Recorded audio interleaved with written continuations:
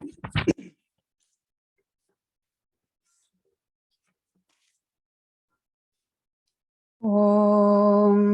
Tava Kathamritam Tapta Jeevanam Kavibhirididam Kalmashapaham Shravanamangalam Srimadatam Bhuvi Te Purita Janaha. O Lord, your words like sweet nectar refresh the afflicted. Your words, which poets have sung in verses, vanquish the sins of the worldly. Blessed are they who hear of you, and blessed indeed are they who speak of you. How great is their reward. We are continuing the study of the Gospel of Sri Ramakrishna. Today, we will go to chapter 22, Advice to an Actor. Saturday, 24th May 1884. Sri Ramakrishna was sitting on a small couch in his room. Rakhal, Yam, and several other devotees were present. A special worship of Kali had been performed in the temple the previous night. In connection with the worship, a theatrical performance of the Vidya Sundar had been staged in the Nat Mandir. The master had watched a part of it that morning. The actors came to his room to pay him their respects. The master, in a happy mood, became engaged in conversation with a fair-complexioned young man who had taken the part of Vidya and played his part very well. The top heading of the chapter is Advice to an Actor. What has got a holy man do with acting or actors or drama? You may wonder. Well, we can see from childhood, Sri Ramakrishna was interested in seeing the drama performance. They're called yatras. Usually it is all based on religious stories. And he was a good actor himself. In this world, they say this world is a big drama, the play. And we are all got our part to play, our particular role to play. And we are all acting out our particular part for the short time on this stage. And if we act our part very well, then we say, oh, that person is a good person or bad person. Even wicked person is also acting that particular part, part of the villain. We in the drama or TV series, we see the villains. We want to have a villain. Everything is only the good side.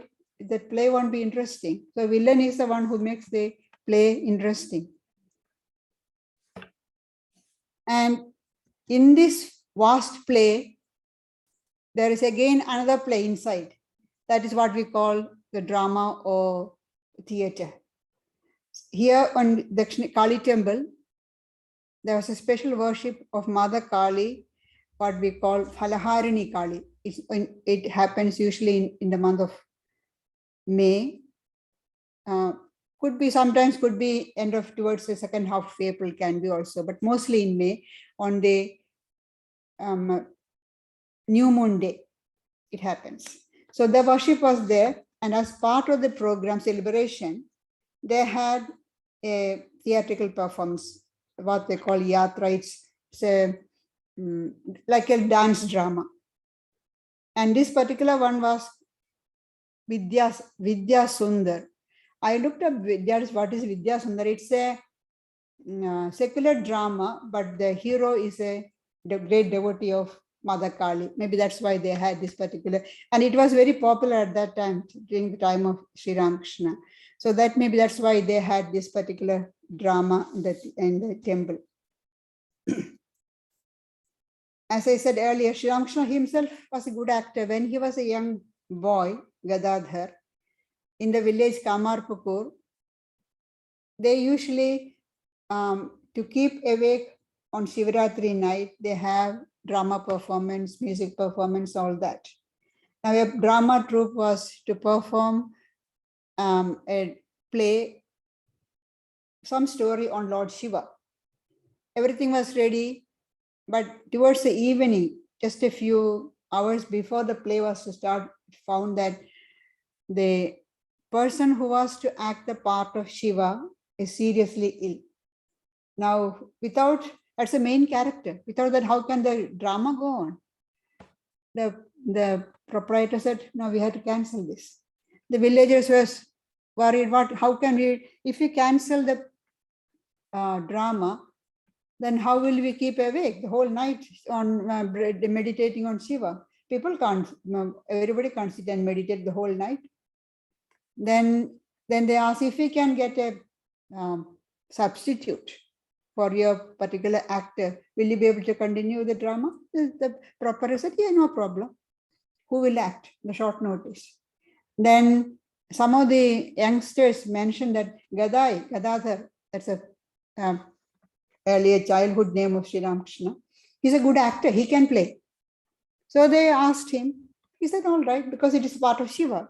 It's Shivaratri, he's meditating on Shiva, that's no problem. So he agreed, and whatever conversation of they will help, will prod him with that some words. We just had, they dressed him up nicely with matted hair, Rudraksha beads and Rudraksha beads on his hair, neck, hands, then ash all over the face. That Gadai got so absorbed that he sat very quietly. And when it was time for the drama to start, a friend of his pushed him and led him to the stage. He walked very calmly, serenely, sedately, and went and stood there. The whole audience was so taken up by that. Oh, look at our Gadai, how wonderful. He's just like Shiva himself. Shiva has come. They were all happy, very, very happy. But the thing is, after a few minutes, when it is time to say, come on, speak, now he's not there. Tears rolling down his cheek, he is in ecstasy. And after a few minutes, they tried to call him, tried to bring him back to normal consciousness. No. Then some of them were very happy. Oh, Lord Shiva has come down on his person. That's why we are actually seeing Lord Shiva. Some others, they were complaining, oh, this boy has spoiled the whole thing. We know you can't have a drama. Anyway, that's how, such a good actor, he completely identified himself with the part. But in the world, we are asked to remember that we are only acting. Don't identify yourself. Like in our Friday discussion, we are discussing how people get identified with the role that they are playing. But the role is only your position, your post, or your job, only while you are doing the work. Only once you come home, your role is different. But we identify ourselves with that. Who are you? I'm a doctor. Doctor is when you only were practicing. Before that, you are not a doctor. Before you started practicing, once you retire, you are a doctor. That's not your identity. But we identify with the role that we are playing. Now, Sri Ramakrishna is in a happy mood and talking with the young man who played the part of Vidya. And he played his part very well. But in the drama, we have to act the part very well, just that we don't get identified with the part. Whatever part we have to act, we have to act our part very well. For the time being, you identify, but once you finish acting, don't continue the identification. And when Sri Ramakrishna used to see the play when they had different yatra performance in the temple,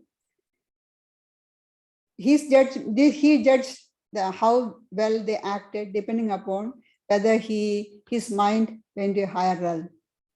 Once they were having some yatra performance, and Madhur Babu, the proprietor, was seated next to Sri Ramakrishna, and Madhur had kept heaps of coins in front of Sri Ramakrishna so that he can give to the whomsoever he was happy with, the actors or singers.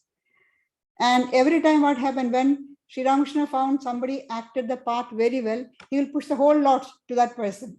And then for the next one, there is nobody. Again, Mother will fill up the gaps. Again, keep a heap of coins.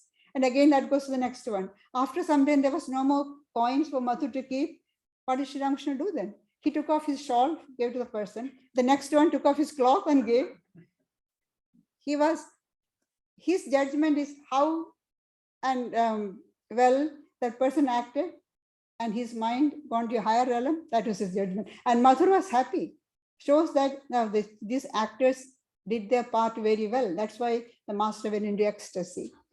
Now here also he was very happy, pleased with this young man who acted the part of Vidya. Master to the actor, your acting was very good.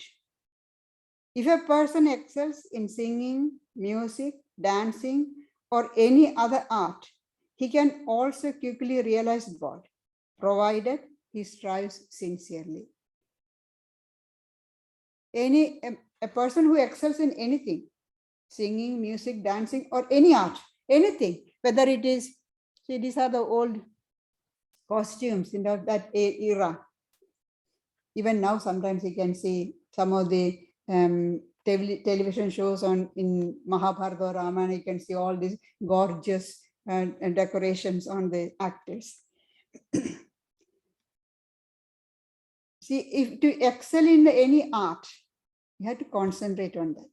That's why Sri Ramakrishna says, he can also quickly realize God, provided he strives sincerely. Concentration is there. You are putting the whole mind on that particular thing that you are doing. Then if you turn that mind, that concentrated mind towards God, you can realize God. That is why in the Gita, Sri Krishna says, wherever there is excellence, in whatever field, there is my presence. That is why Sri Ramakrishna often went to see the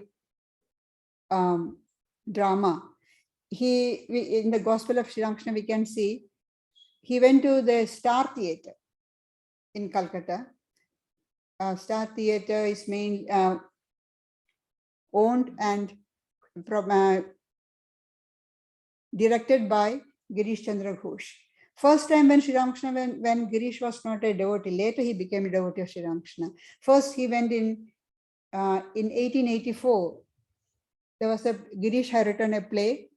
Girish Chandra Ghosh was writer, actor, director, everything.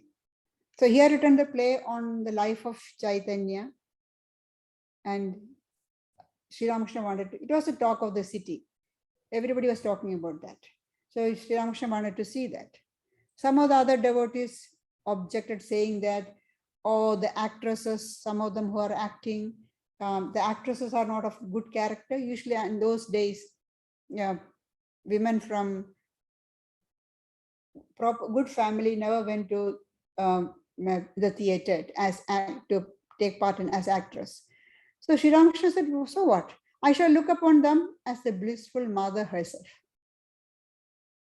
What if one of them acts the part of Chaitanya? Then he says, an imitation custard apple reminds one of the real fruit. If you see an imitation fruit, you remember the real fruit. So if somebody is acting the part of Chaitanya very well, you are reminded of Lord Chaitanya. Whether the actress is of good character, you don't have to think about that. The person is acting the part and you are reminded of Lord Chaitanya. That's the important thing. So he went there, and after the play, when they asked, how did you find the play? He said, I found the representation the same as the real. And the actress the lady who acted the part of Chaitanya, Vinodini, came and saluted Sri Ramakrishna. Sri Ramakrishna was very pleased with her acting and he blessed her, be illumined. What a great blessing. Just like Sri Ramakrishna blessed the householders on the 1st of January, Kalpadaru, be illumined, he blessed her. And you can see towards the end of his life, when he was very ill, in Kasipur garden. And the devotees and disciples decided that one and all should not be allowed to touch Sri Ramakrishna's feet, because touching his feet, his illness will increase, because when you touch the feet of the person, holy person, your bad karma will go to that person. So they decided, no, nobody will allow. But Vinodini really wanted to meet Sri Ramakrishna once. It's the last time. So she got in touch with one of the devotees, Kalipada Ghosh, whom she knew through Girish Chandra Ghosh, and Kalipada hit upon a plan. So asked her to dress like a Westerner, so in trousers and everything, with a hat, everything, came there to the Kasipur garden house, and to the young disciple who was standing at the gate as a gatekeeper, Niranjan, Kalipada said, this is a friend of mine, would like to meet the master. So Niranjan allowed, and then they went upstairs to Sri Ramakrishna's room. And once there, Sri Ramakrishna was surprised to see somebody dressed in Western clothes and everything. Then Kalipada said who it is. Vinodini, and Sri Ramakrishna had a good laugh. He was very happy, allowed her to touch his feet, blessed her. What a great blessing for that actress. Then when Sri Ramakrishna was telling this story to the disciples, because he was happy, they could not get angry with her, Kalipada, or with Vinodini, because though they were, it played a trick upon.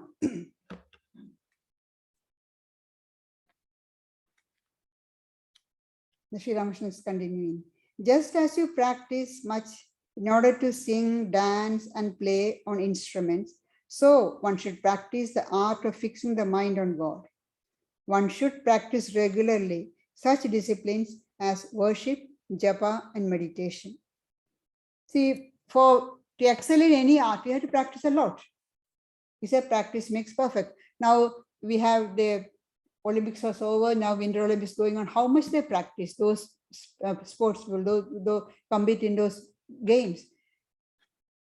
If you practice like that much time and energy, if we put in our spiritual practices, we will realize God. That's what Swami Brahmananda says. See, he tells one of his young disciples, how much you practice to get a degree. If you put that much of effort, less than that, you will be able to realize God. But we don't put that we don't feel the need. That's a sad part. Even though we hear all that, still we don't feel like putting that much of effort. One should practice the art of fixing the mind on God. One should practice regularly such discipline as worship, japa, and meditation. Regularity is very important. What happens with the spiritual practices, what we usually do, in the initial enthusiasm, we may practice for a few days, few months, or maybe a few years. And then you don't find any result. It's not immediate result like you go practice for a sports or art, you find the results within a few years' time. Here it takes long time. You don't find any result, you give up. Now that won't do. You have to practice with patience and perseverance. Then Sri Ramakrishna is asking, are you married? Any children? Because he's a young man. Actor, yes, sir. I had a girl who died. Another child has been born. Master, a death and a birth, and all so quickly. You are so young.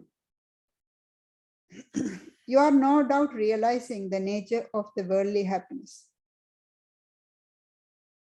The world is like a hog plum. The hog plum has only pith and skin, and after eating it, you suffer from colic. You are an actor in the theater. That's fine. But it's a very painful profession. You wonder why Sri Ramakrishna says that. Because everybody appreciate the actors. They are, idols. Fans adore them. It's the same now in the early days also it was same. But Sri Ramakrishna says it's a very painful profession. You are young now, so you have a full round face. Afterwards, there will be hollows in your cheeks. Almost all actors become like that. They get hollow cheeks and big bellies. Laughter. Isn't it a fact? When they are young, we remember, we adore the actors and actresses. Once they get old, who remembers them? The society just ignores them. Whether they are living or dead, or when they die, of course, we hear about them. But till then, once they stop acting, once they go out of the limelight, nobody remembers them. Why did I stay to watch your performance? I found the rhythm, the music, and the melody all correct. Then the Divine Mother showed me that it was God alone who acted in the performance in the roles of the players. It's God acting in the different parts. Because he is seeing the consciousness in all of them, seeing the divine presence in all actors. Actor. Sir, what's the difference between lust and desire? Master. Lust is like the root of the tree, and the desires are branches and twigs. Lust is excessive desire, which is beyond which is uncontrolled. One cannot completely get rid of the 6 passions. They are called the 6 enemies, the 6 passions: lust, anger, greed, and the like. Kama, krodha, lobha, moha, delusion, mada, pride, and matsarya, jealousy. They are the 6 passions, 6 enemies. One cannot completely get rid of them. You cannot completely avoid them. So what can we do then? Therefore, one should direct them to God. That's, people think that, oh, we'll suppress it. Suppressing is not the way. You suppress it, you remove the pressure, it comes up, jumps up back. Like a spring, it'll spring back. But give them a new direction, give them a different direction, turn it towards God. Therefore, one should direct them to God. If you must have desire and greed, then you should desire love of God and be greedy to attain Him. How can we turn all these 6 passions towards God? Sri Ramakrishna is giving examples. If you must have desire, lust and greed, then you should desire love of God, lust for God, desire excessive love for God, extreme love for God, and be greedy to attain Him. If you must be conceited and egotistic, then feel conceited and egotistic, thinking that you are a servant of God, the child of God. I'm a child of God. What can happen to me? Who can do anything harm to me? I'm a servant of God. Swami Vivekananda, in one of the letters to his brother disciples, when he wrote from America, don't you know who I am? I'm the servant of the Master. I'm servant of Sri Ramakrishna. Who can do anything to me? Ramakrishna Dasa Vayam. We are the servants of the Lord. What harm can happen to us? But have that egotistic feeling. Be conceited that you are a servant of God, a child of God. A man cannot see God unless he gives his whole mind to Him. Give the whole mind. What happens with us is a little bit we give, and the rest is on worldly matters. And even that little bit, only once in a while. It's like a drop of water on a red hot pan, Sri Ramakrishna says. In a moment it disappears. But unless you give the whole mind to God, you cannot realize Him. Take your own case. You have children and are occupied with theatre. The mind cannot be united with God on account of these different activities. Does it mean that they should give up all the activities and meditate only on God? And what about your family? What about your job? What about earning the livelihood? Now, Sri Ramakrishna did not ask his disciples to, or that he didn't give the advice to give up everything. He said, hold on to God with one hand and do the work with other. And when your duties are finished, hold on to God with both hands. That is, when you are in the world, when you are young, you have got a family, you have to look after them. It's your responsibility. Then hold on to God with one hand and do your duty with the other. But once you have finished your duties, then hold on to God with both hands. But there are people, even though they have finished the duty, because they can't think of God all the time, they bring in extra work. Take upon the duty of, now it's a common thing, all the grandparents, they are looking after the grandchildren. Looking after the grandchildren, helping the children, that's fine. But you don't have to take extra responsibility, which is not asked of you. Some people are there because they can't sit quietly, they take up extra job. Sri Ramakrishna gives an example. And why are you repairing your fence? It's quite all right. I can't sit quietly, so I'm repairing this fence. Can't sit quietly. We have to learn that habit of sitting quietly and thinking of God. Because after some time, as the body ages, you can't do physical work. Then you become unhappy, irritated, because you can't do physical work. You can't sit quietly. Haven't trained the mind to sit quietly, fixing the mind on God. The mind cannot be united with God on account of these different activities. As long as there is bhoga, there will be less yoga. This enjoyment. Bhoga means enjoyment. Furthermore, bhoga begets suffering. Enjoyments beget suffering. If you are enjoying the world, suffering is certain. It is said in the Bhagavatam that the Avadhuta chose a kite as one of his 24 gurus. The kite, Avadhuta, is Dattatreya Avadhuta. He is a great, they say he's a partial incarnation of Lord Vishnu. He had 24 gurus. We have one guru, but he had learned from many things. Whomsoever he learned any lesson, he looked upon that person or thing as his guru. And he had 24 gurus. There were animals like elephant, deer, birds, and young lady, all these different gurus. So Sri Ramakrishna here giving the example of the kite. The kite was one of his 24 gurus. The kite had a fish in its beak. So it was surrounded by 1,000 crows.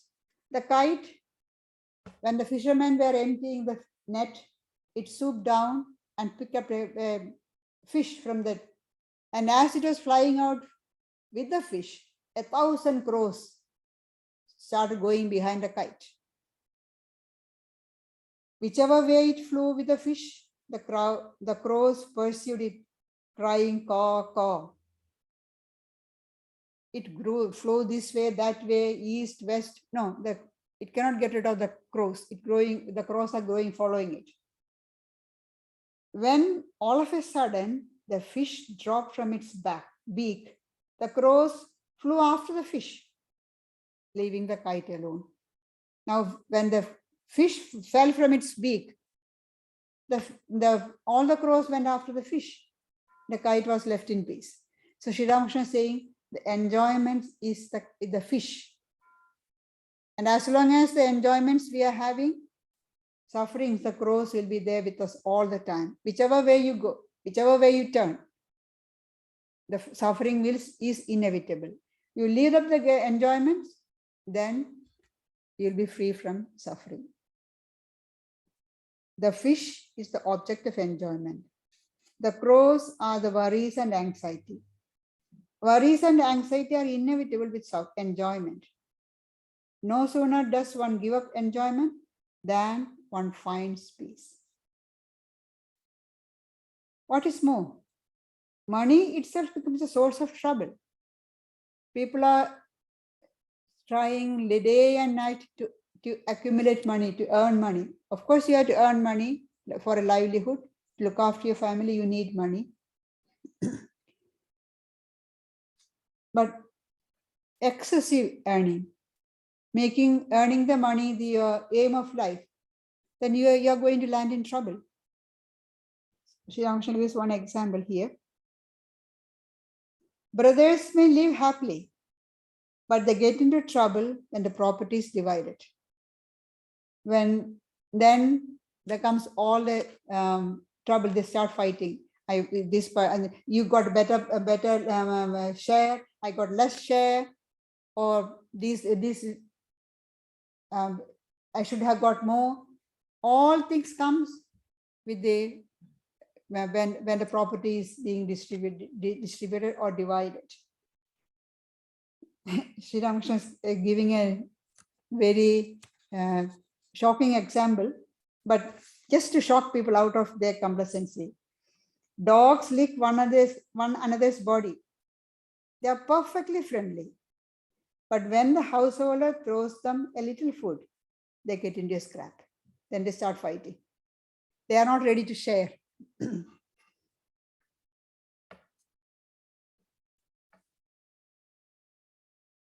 And then he is continuing.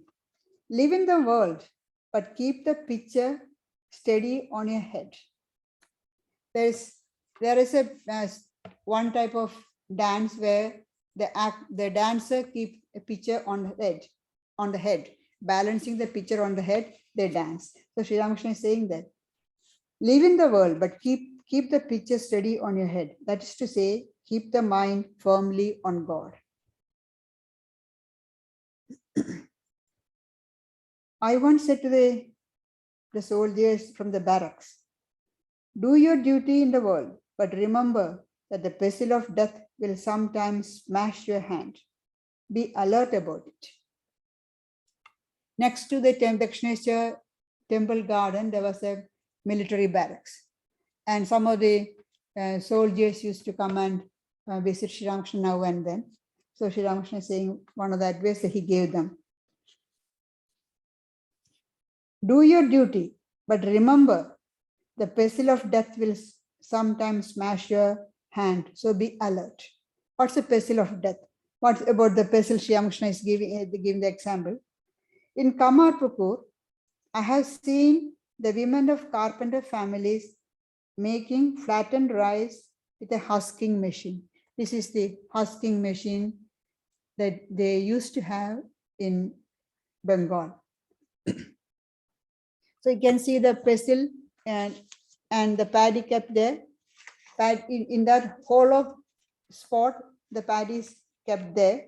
And one person will be moving the pestle and another person will be turning the paddy. So the person who is turning the paddy has to be alert that the pestle doesn't fall on the hand.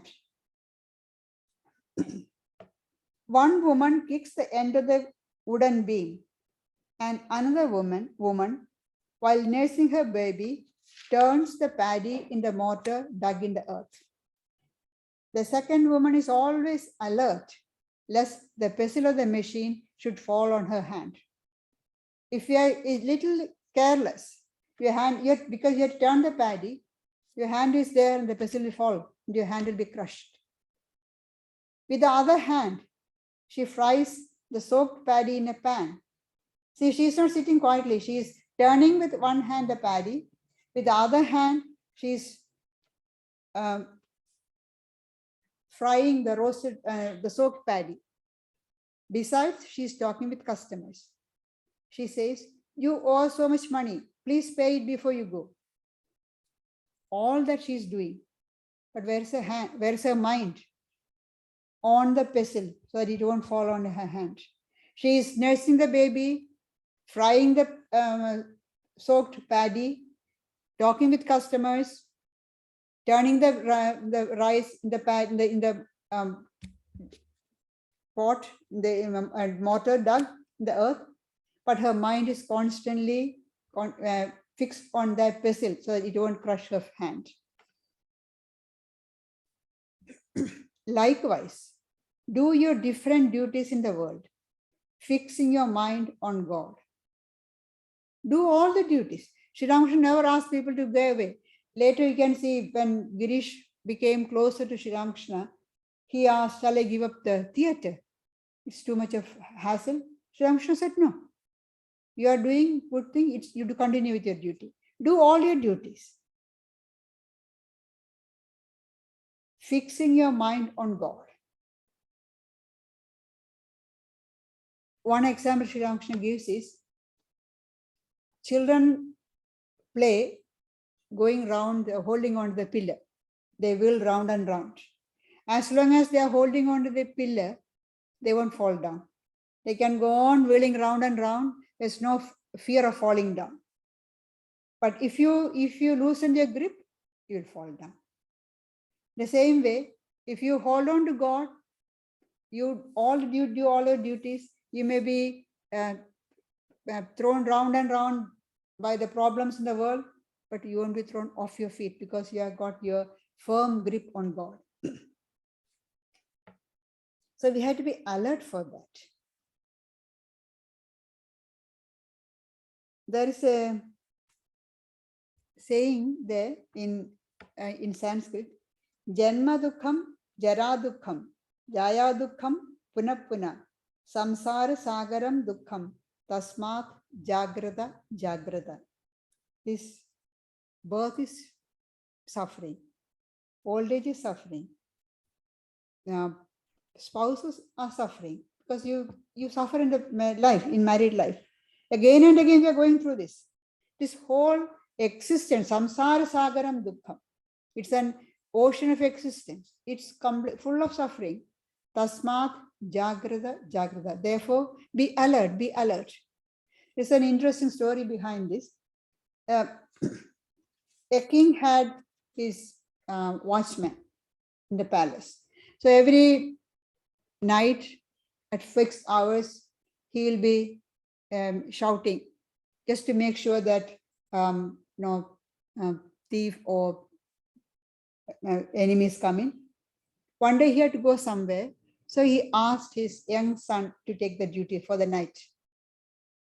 So the young boy was keeping awake, and when he was walking, making his rounds, when he was chanting this verse, the king somehow happened to be awake that night, and he was puzzled. What is this? And he listened. First he heard only Tasmat jagrata jagrata, be aware, be alert, be alert. And then he heard the whole thing. Then there is another verse which says, in this body there are thieves. Lust, anger, greed, all these thieves are there. And what are they trying to steal? The treasure of knowledge from you. Be alert, be alert. The king was so fascinated that he met this young boy the next day and learned wisdom from him. Tasmat jagrata jagrata. We have to be very alert. When you lead your life in the world, do all your duties, but remember to fix your mind on God. Tasmat jagrata jagrata.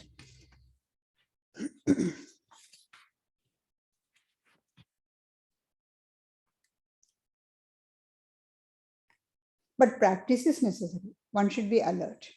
Only in this way can one safeguard both God and the world.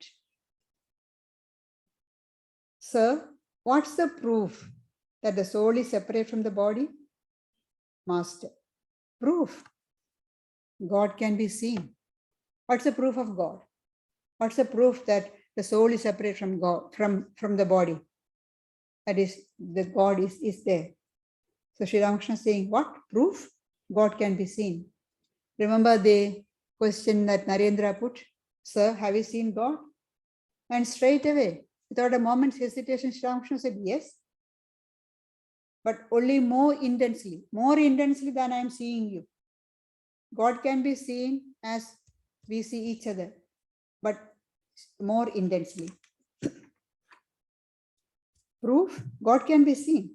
By practicing spiritual discipline, one sees God through His grace. Without spiritual discipline, we cannot see God. We may think that, why should we practice spiritual discipline? Can't our Guru give us God vision? Even if you are got an incarnation as your Guru, you have to practice discipline, spiritual disciplines. Look at the disciples, disciples of Sri Ramakrishna. Swami Brahmananda, for example, he was considered as the spiritual son of Sri Ramakrishna. And he had many, many visions when Sri Ramakrishna was alive. And afterwards, after Sri Ramakrishna's Mahasamadhi, years later, we see him doing severe spiritual practices, practicing severe austerities. Once one of the other brother disciples asked him, why are you doing so much? Sri Ramakrishna has given you everything. He even had samadhi, even at the time of Sri Ramakrishna. He attained the state of samadhi. Why are you doing so much? Then Swami Brahmananda said, it's true that the master has given, but I have to make it my own. Guru has given you the vision of God, but unless you become deserving through your spiritual practices, you won't be able to withhold those grace. Guru's grace is always there. God's grace is always there. But unless we are deserving, we can't hold on to that grace. We won't be able to receive God's grace unless we are deserving. We empty our heart, make the heart pure. For that, you need spiritual practices. The aim of spiritual practice is only that. Make us deserving to have vision of God, to receive God's grace. So Swami Brahmananda says, can anything be achieved without spiritual discipline? Do you not see what severe disciplines even avataras had to perform? Even incarnations. Look at Sri Ramakrishna. He did severe practices for 12 long years. There was no need for him, for his own sake. No, he said he did that to set an example. But they show how much you have to do. And Sri Ramakrishna said, I have done, you do 1/16 of what I have done. And to practice, we have had a regular routine. A regular pattern is necessary. Spiritual practices should be done regularly with a regular routine. And then the spiritual practices will destroy our ego and purify the mind. Only then the mind can receive God's grace. By practicing Sri Ram Master, proof, God can be seen. By practicing spiritual discipline, one sees God through His grace. The rishis directly realized the self. One cannot know the truth about God through science. Science gives us information only about things perceived by the senses. For this reason, a man cannot comprehend spiritual things with his ordinary intelligence. To understand them, one must live in the company of the holy persons. You learn to feel the pulse by living with a physician.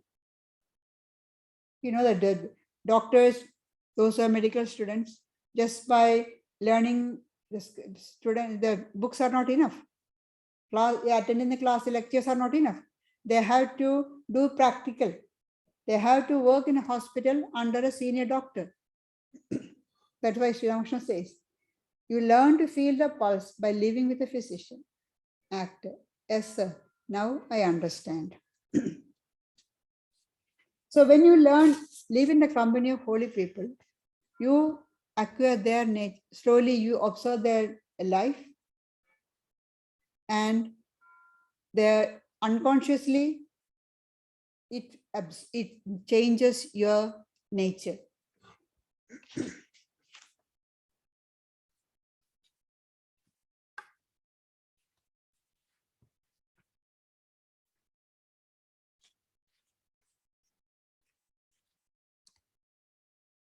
The mind is like a white linen just returned from the laundry. It takes the color you dip it in. So if you are living in the company of, the mind must first be purified. So then the actor says, but it must first be sent to the laundry. First you have to get it purified. The cloth should be clean. Only then you dip in the color, it takes the color. The mind must first be purified. So living in the company of holy people, our ego will be destroyed to a certain extent and the mind is purified. Purity of mind is very, very important in spiritual life. They say again and again, the mind must be purified. Because the pure mind reflects the presence of God. Now, how do we purify the mind? Is there any, detergent to purify the mind? Yes, there is a detergent to purify the mind. Repetition of the name of God. Repeat the name of God, that purifies the mind. Every time you repeat, you can imagine, we can use, imagination can play a very good part in spiritual practices. You can imagine that every time you are repeating the name of God, you are cleaning. Imagine your mind as a very dirty glass glass of the window. You are cleaning it. Repeat every time. You are cleaning it. Slowly, you can see it becomes cleaner and cleaner, and the light of consciousness, which is already within, will come out. Just as when you clean the window, more and more light comes in.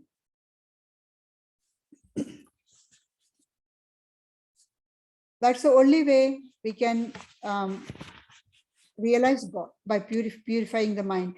Repeating the name of God, that's not the only path to purify the mind. You can do selfless activities, karma yoga, without doing action, without attachment. Or you can reason that I am not the body, I am not the mind, I am not the intellect, I am not the ego, I am the pure self. Or you can concentrate on your higher self, Paramatma. So that's why Swamiji says, by one or all, any of these paths, karma, jnana, bhakti, or raja, any of the path, you can follow and purify the mind and become free, become realized God.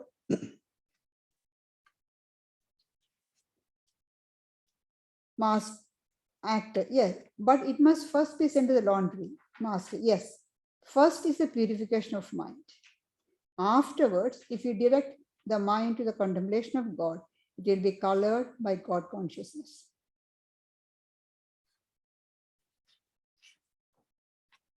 It was about 5 o'clock in the afternoon.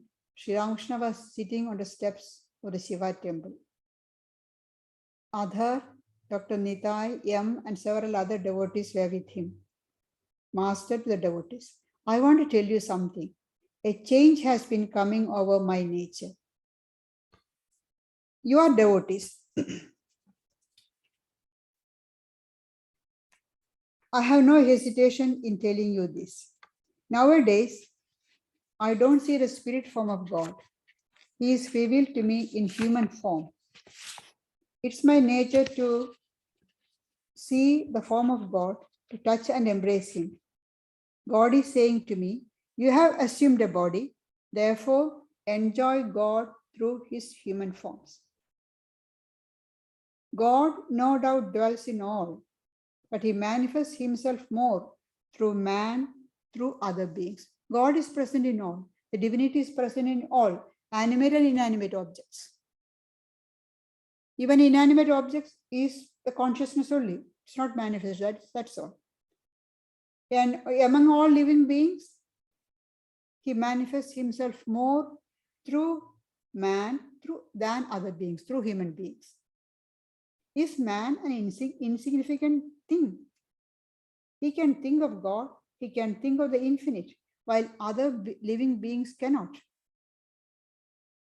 God exists in other living beings, animals, plants, nay, in all beings, but he manifests himself more through man than through others. Fire exists in all beings, in all things, but its presence is felt more in wood. Rama said to Lakshmana, look at the elephant, brother. He is such a big animal, but he cannot think of God. But in the incarnation, there is a greater manifestation of God than in other men. Rama said to Lakshmana, brother, if you see in a man ecstatic love of God, if he laughs, weeps, and dances in divine ecstasy, then know for certain that I dwell in him. So talking about human beings is, we think, oh, what's the greatness? We are all human beings. We just take it for granted. It is a rare privilege. Shankaracharya says, human birth is a rare privilege. In the Vivek he says, it's only through God's grace we get three things. The first thing is a human birth, Manushyatvam, Mumukshutvam, Mahapurusha Samshrayam. The three, a human birth as a human being, then desire for liberation, desire for freedom, and the blessing, the company of a holy person. These are only through God's grace. We cannot just take it for granted. So talking about human beings, Swami Vivekananda says, this human body is the greatest body in the universe. And a human being, the greatest being. Because animals cannot think of God. Animals cannot strive for spiritual evolution. They don't have reasoning power. Only human beings are God. We can reason, we can reason between what is proper, what is right, what is wrong, and follow the right path. We can go forward towards God. Swamiji continues, man is higher than all animals, than all angels. None is greater than man. Even gods will have to come down again and attain to salvation through a human body. Then he says, according to Jews and Muslims, God created angels and then human beings, and then asked the angels to come and bow down to human beings. And then he explained, the idea is, even angels, gods, they cannot realize God. Gods means small letter G. That's divine beings. They don't realize, they cannot realize the supreme reality or self or Atman. Only human beings can. So even if you are in the highest heaven, you have to come down to this earth as a human being and then strive to realize God. That's why human birth is so great.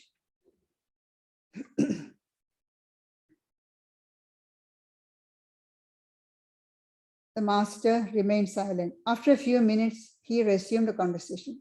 Keshav Sen used to come here frequently. As a result, he changed a great deal. Keshav Sen was the leader of the Brahma Samaj. And we can say Keshav became instrumental in bringing many of the young disciples to Sri Ramakrishna because he was a great orator and he could,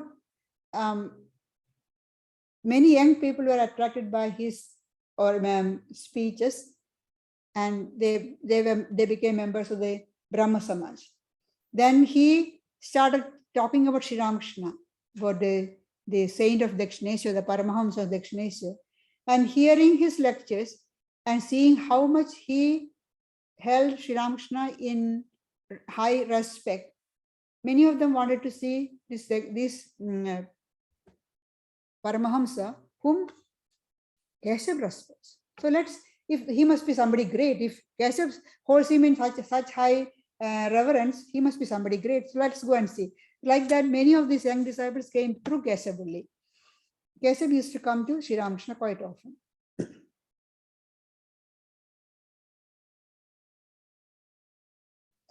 Keshav used to come here frequently. Many a time he came here with his party, but he also wanted to come alone. In the earlier years of his life, Keshav didn't have much opportunity to live in the company of holy men. I visited him in his house in Kulitala Street. Hruday was with me. We were shown into the room where Keshav was working. It is Sri Ramakrishna's habit that if he heard somebody is a great devotee, he will go out of his way to go and meet the person. He never waited for that person to come. A person thinking about God, he is sure to go and visit that person. So hearing that Keshav is a devotee, he prays to God, he thinks of God, Sri Ramakrishna wanted to see him. So he went to his house.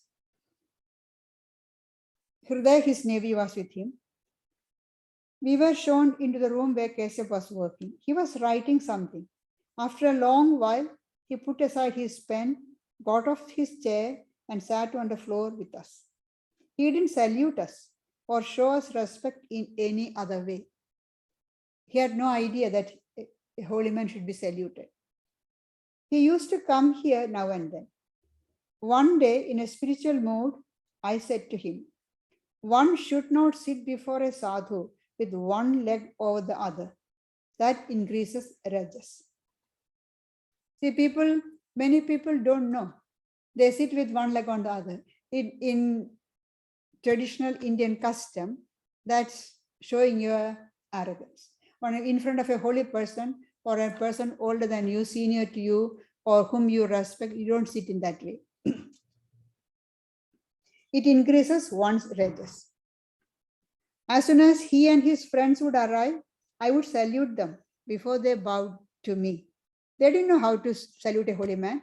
So Sri Ramakrishna taught them by showing, by in his example, he saluted them. Thus, they gradually learned to salute a holy man, touching the ground with their foreheads. So that is why Girish Chandra Ghosh said very humorously, this time God came in the form of Sri Ramakrishna and his weapon, humility. That's the weapon he used. When in the case of Girish, you can see when Sri Ramakrishna went to Star Theatre the first time, somebody came and told the Paramahamsa has come to see the play. So Girish came to see Sri Ramakrishna and take him to the seat wherever. And Girish joined the palms and saluted. Sri Ramakrishna bent down, he said. Sri Girish did once more. Sri Ramakrishna did again, bending more. Then after some time, 2 or 3 times later, Girish thought, this will continue. So he mentally saluted and took Sri Ramakrishna to the seat where he wanted to seat him. So that is why he said, this time, Sri Ramakrishna's weapon is humility. One day, Keshav came here with his followers. They stayed till 10 at night. See, they are all busy people, but stayed till 10 o'clock at night. We were all seated in the Panchavati. Pratap and several others said they would like to spend the night here. Pratap is a follower of Keshav and also a great leader. Keshav said, no, I must go. I have some work to do. I laughed and said, can't you sleep without the smell of a fish basket? Smell of the fish basket? Now Sri Ramakrishna giving a story. Once a fishwife was a guest in the house of a gardener who raised flowers. She came there with her empty basket after selling fish in the market and was asked to sleep in a room where flowers were kept. She had come to the market to sell fish, what they had caught in the morning. And by evening, she has finished selling all the fish. But then it was too late to go back to the faraway village. So she took, for the night, took shelter in the house of a person who is selling flowers. And she was given the room where the flowers are kept. But because of the fragrance of the flowers, she couldn't get to sleep for a long time. Her hostess saw her condition and said, hello, why are you tossing from side to side so restlessly? The fishwife said, I don't know, friend. Perhaps The smell of the flowers has been disturbing my sleep. Can you get my fish basket? Perhaps that will put me to sleep. The basket was brought to her. She sprinkled water on it and set it near her nose. Then she fell sound asleep and snored all night. See, what you are used to, the fish woman is used to the smell of the fish. She's not used to the smell of flowers. So the smell of the flowers, the fragrance of the flowers is disturbing her sleep. So the fish basket was brought because it's almost half dry. So she sprinkled some more water. So the smell of the fish will come out more, kept it near her nose and blocked the fragrance of the flowers, and she slept. That's Sri Ramakrishna's story. We see it in our mutt, not the fish basket, but we have got a center in the middle of Calcutta city. It's a corner plot. So 3 sides roads and Calcutta traffic, day and night, non-stop. The horns will be blaring. And when members from that, sisters from that center come to Dakshinewsar, our headquarters, they can't sleep at the first 2 to 3 nights because it's so quiet. On the bank of the Ganga, there's no sound, there's no traffic. So they find it difficult. The same way when the members from headquarters go to Sat center, they can't sleep. I remember once I spent a night there, couldn't sleep at night. On and on, the traffic goes on with the horns or the trucks, cars, bus, everything all the time. But those people are used to that.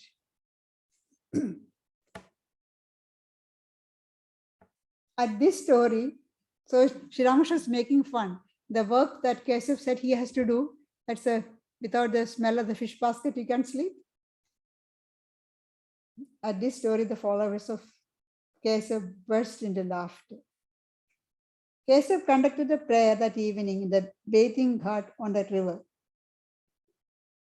After the worship, I said to him, it's God who manifests himself in one aspect as the scriptures. Therefore, one should worship the sacred books, such as the Vedas, the Puranas, and the Tantras. In another aspect, he has become the devotee. The heart of the devotee is God's drawing room. One can easily find one's master in the drawing room. Therefore, by worshipping the devotee, one worships God himself. God is present in the sacred books, which speaks about God. And God is present in the devotee who thinks about God. And worshipping the devotee, one worships God himself because we are worshipping the presence of God. That's why we usually say namaste.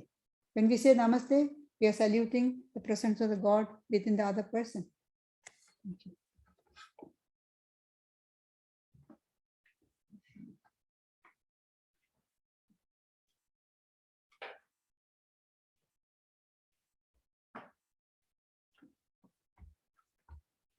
So usual routine this week, we have the yoga class on Thursday morning from 10 a.m.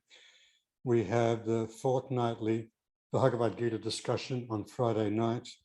We're going to conclude the 6th chapter, the Yoga of Meditation. We'll be studying the last 2 verses in that chapter, and that's led by Gayatriprana. And of course, you can come in person earlier at 7 p.m. for meditation, or join us at 7:30 p.m. for the Zoom session. And next Sunday, we'll have the monthly talk on Raja Yoga, talk and discussion given by Gayatriprana. And thanks to those of you who joined us via Zoom. And as we do each Sunday now, we're recording this and we'll put it up on our YouTube channel later. And we have a donation plate there, mission box up the back. And we'll conclude with listening to a guided meditation by the Pravrajika Ajayaprana Mataji.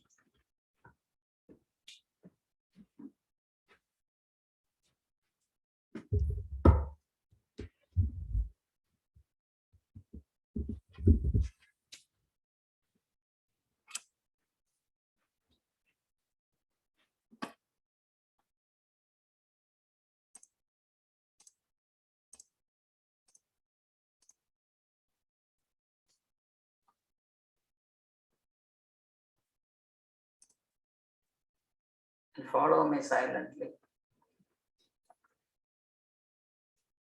Lord and Sovereign Master of the universe, in these few moments of silence, my heart yearns to commune with Thee.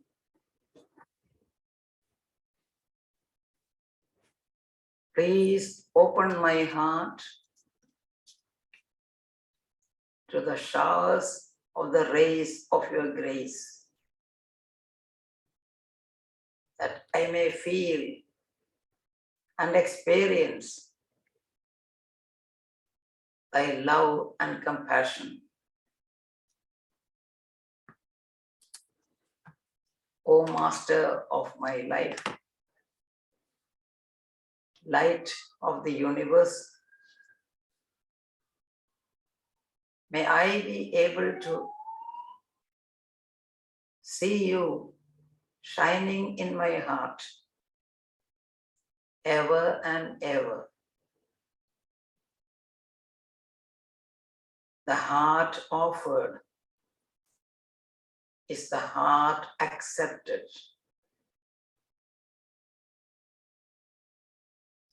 This heart of mine that I have offered at Your feet is waiting, waiting, waiting for Your vision.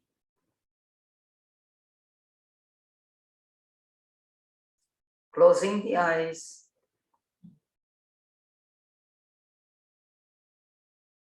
look into the center of the heart, the spiritual heart. The spiritual heart is the dwelling place of God in our physical system. It belongs to God. All other parts of the body are in our control. But the spiritual heart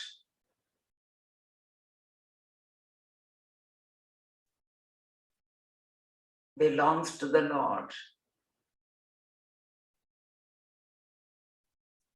When the heart is full of worldly concerns, the tumultuous waves of worldliness hide the face of God from our vision. Let us try to bring our feelings, thoughts, and attention away from the world and into the heart, where the Lord of the universe is awaiting our arrival.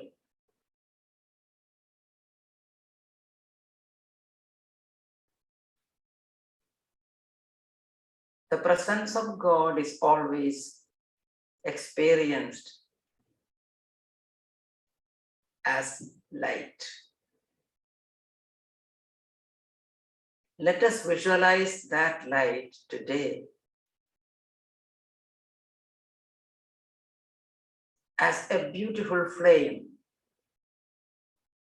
golden orange flame.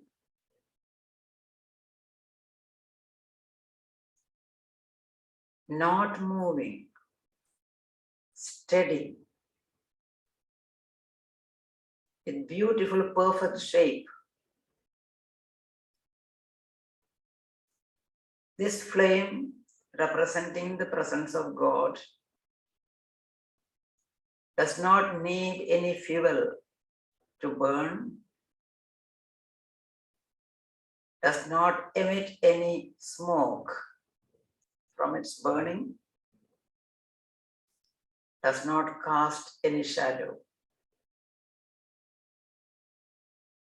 When we look closer into the inside of the heart, we can see this wonderful golden orange flame emerging into our vision.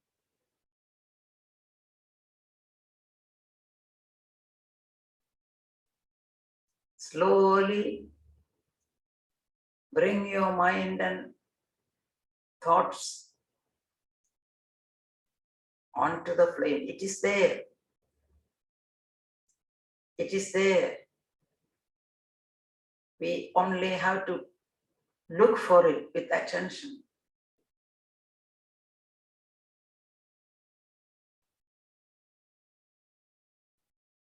And a wonderful aura of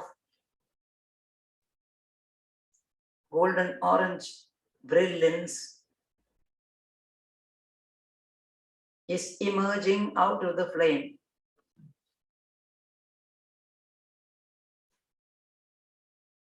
And has filled our heart. Look closely. In the center of the heart is the flame. Surrounding it, all around in the heart,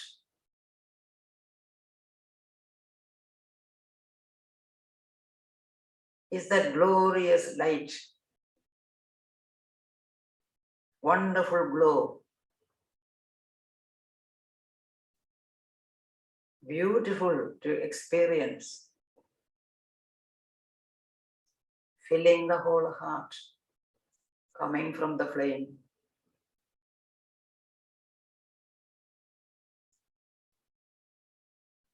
Piercing the sides of the heart.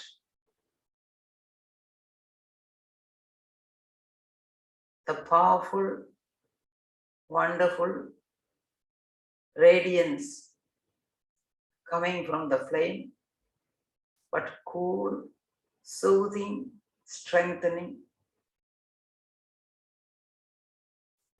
has come out into the other parts of the body.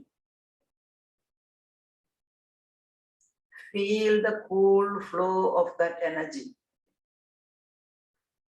emerging out of the heart, flowing into every part of the body. Feel it flowing slowly into the right leg, filling it up to the tips of the toes. The golden glow of energy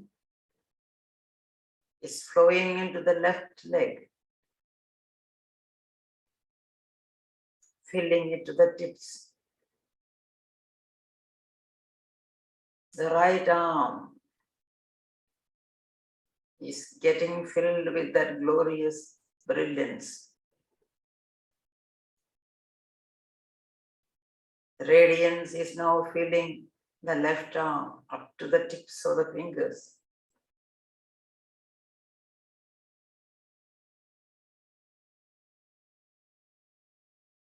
The golden radiance coming out of the heart is flowing into all parts of the trunk of the body. And now it's flowing into the head, filling every part of it. The lobes of the ears, up to the tip of the nose. Our whole body is now filled with that golden radiance.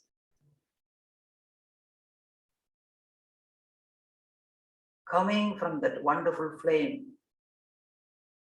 of light, love and life that has become visible. The presence of God become visible because of our yearning to see it.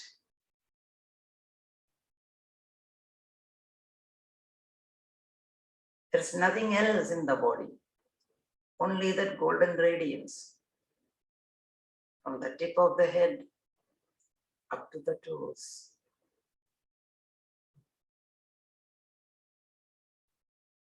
and through every pore of the body, it is slowly coming out.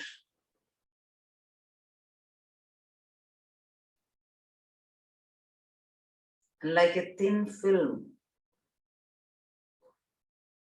it's hovering around the body. You feel its cool touches on your cheeks, on your forehead, on your hands, arms. The whole body is enveloped within that thin film of radiance. The power of God, the love of God, the peace of God.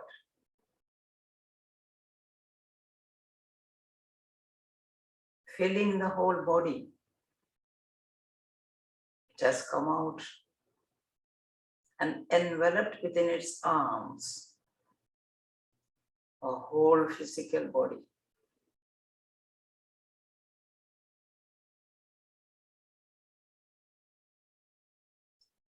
We feel a lightness, a coolness, a sense of peace, at the same time, a sense of power existing within the body and around it. It is there, even if we feel it or not. See it. Just filled the whole body, just surrounded the whole body. See that. And we remain in that beautiful feeling and experience for a few minutes of silence.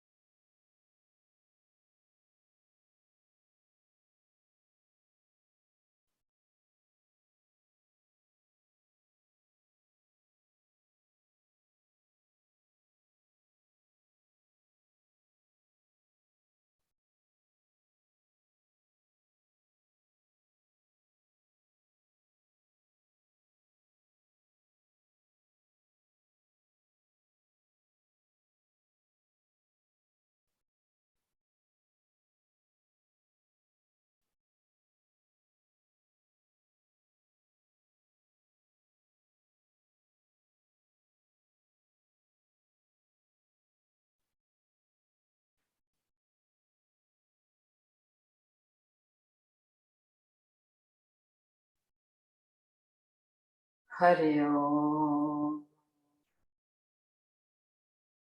Shanti, Shanti, Shanti. Om, peace, peace.